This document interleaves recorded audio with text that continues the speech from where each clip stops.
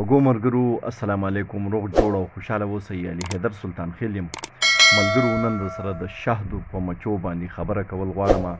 د شهدو مچۍ ډیر خلک ساتي او اوس خو په پارني شکل کې هغه خلک ساتي، خو ولې دغه یو طریقه یې دا ده چې د پخوا راسي به دا خلکو په کورونو کې د دې دپاره دغسې لوښي لګول او مچۍ به یې ساتلې. نو ما هم دغه هڅه کړې ده چې په مختلفو بوټو کې او دغه شان په خپلو پټو کې مې ځای په ځای مچو ته دغه ځایونه جوړ کړي دي، دغه خانې مې ورته جوړې کړي چې په هغې کې مې د خاورو لوښي د دې دپاره چې کومه خمان میلاویږي هغه لګول دي او ځای په ځای مې ورته پیټۍ لګول دي.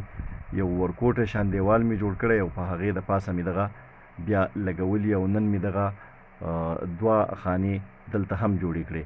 د دې نه مخکې مې نورې هم جوړې کړي دي ځایونه د دې دپاره او په هغې کې دا یو ځای مونږه په ونه کې جوړ کړی دی، دې ته مچۍ راغلي هم دي.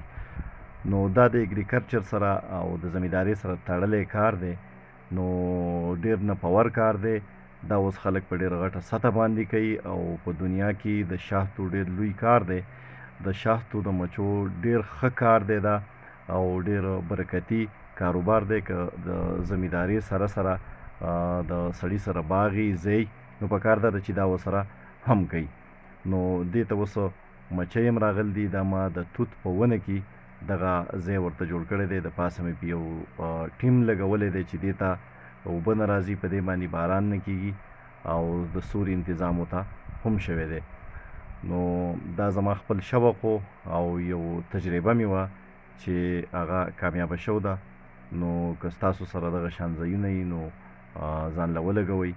دا ډیر نپور کاروبار دی. دغه تاسو کتی شئ دې ته مچۍ راغلي دي او دې نورو ته به هم انشاءالله راځي.